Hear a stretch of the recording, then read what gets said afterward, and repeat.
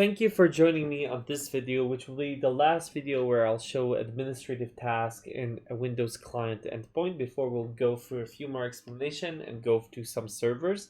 In this video, it's kind of like a mix of things that I wanted to show you that doesn't really fit a category and things that you should be aware of. So it's going to be very quick with a lot of information, and I'll try to keep it brief in terms of the functionality. This is what you should be aware of. So one very common administrative task is to enable remote desktop. And remote desktop is the protocol that allows you to connect remotely to a machine. And when I say connect remotely, it uses the RDP protocol. And this RDP protocol allows me to sit on one machine on my client and connect to many other servers that are not physically connected to me. I don't have a keyboard, mouse, and a screen connected to them, and I can still connect to them and interact with them like a full session. So how do you get RDP to work?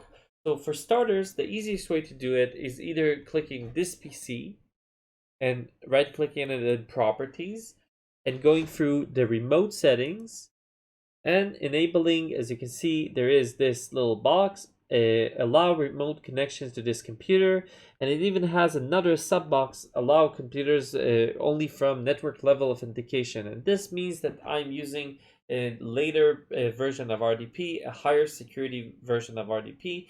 If you have issues connecting to remote machine due to some security errors or things of that nature, this little checkbox is the first thing you can remove in order for you to remove one of those hops. It's less common today because most of the operating system are advanced and have this support. But if you're using very old machines, this is one of the things that might hold you back when you try to connect to a newer type of machine. The second point is that once you enable RDP through here, you're not really done. There's one more thing to be aware of: what users can access and perform the RDP. So one of the options here is to click select users and add a username specifically. But if you noticed, David already has an access, which is the user account that I'm working on. And it also says here at the top, any member of the administrative group can connect to it. So if you are a local administrator on this machine, you can remote connect to it without without the specific add of a username. Very common administrative task, very simple, something that you should be aware of. One of the things that you'll do on any new machine in your environment is probably adding a remote connection to it as part of a lab or as part of production if you want to support it remotely. The second thing that I want to show you is the Windows Firewall, and this is something that I haven't covered networking in too much detail, but there is one thing that is a very simple in terms of troubleshooting your IT.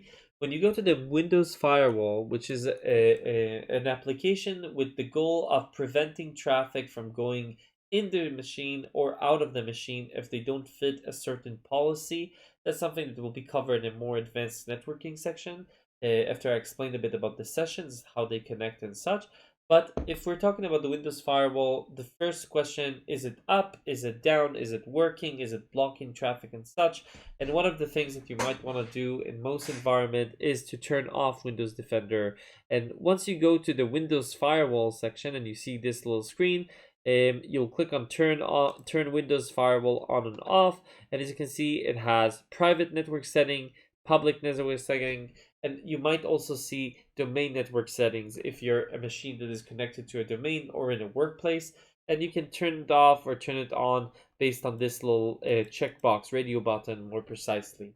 In my machine, it's turned off, and I'm not going to cover why it's off or why it's on, but let's just state that if you're trying to do something and you're not able to connect to a machine, one of the first things that you'll check is the firewall status.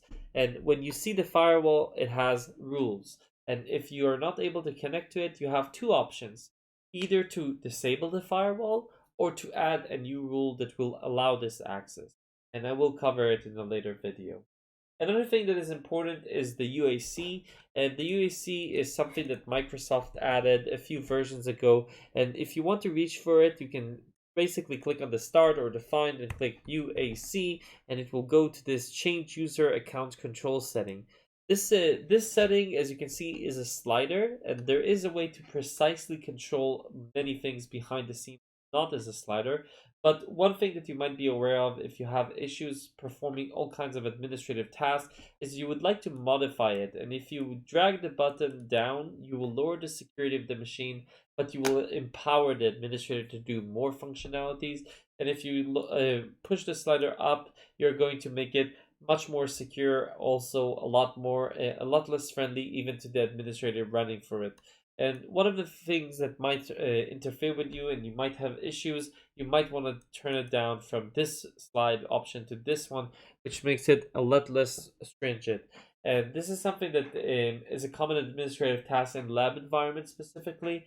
And you might even see it completely shut down in specific machines when you're trying to get through the lab and perform it quickly. I just thought I'll throw it out there if someone says UAC or did you turn off UAC as a troubleshooting step. And this is how you can get there and talk about it from here. What is the status and what is it going to be after you change it? And this changing the slider will require reboot. The last thing I want to cover in this video is the internet options, and I would like to go over it just so you know it exists. And you can go to the control panel, and then you can go through internet options. And this is something that you might have seen from properties inside your browser or from going through a specific menu in the settings of the browser. And there's all kinds of information here that you might find relevant. I just want to show you that there are a few things that you need to be aware of. Trusted site, restricted sites, those are pages where you can specify sites that you're blocking or sites that you're trusting. And this is something that you might do often as an administrator. There's all kinds of other settings relating to advanced topics, enabling specific encryptions and such, removing ciphers, a lot of things that are existing from here. And there's also a privacy tab to do some settings regarding the pop-up blocker that sometimes is preventing you from doing stuff or doing other things that are related to data that you're providing to third party and such. I'm not going to cover too much here, but this is a window that is kind of self-explanatory. For example, home screen or anything else here is something that you should be aware of in the browsing experience, but you might find yourself coming here for a troubleshooting or modification from time to time, especially as a help desk if the user has any kind of problem relating to web browsing. So those four menus or those four settings are the last administrative actions that I'm going to show you as a Windows administrator in the client. I do want to wrap up this section of this series and say the main goal here was not to give you full, complete knowledge on each one of those functions. There's a lot of things that I've omitted from the conversation because I wanted to keep this entire series very short, 1 hour, 2 hours max, and give you the maximum overview value. I hope this is the right path in terms of providing this information forward.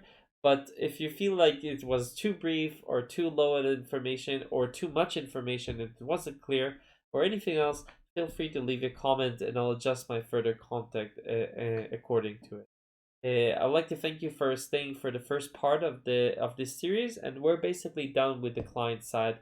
I'm going to go through the server side in a few of the next videos to give you the context that you're missing to see the IT administrator from those machines as well.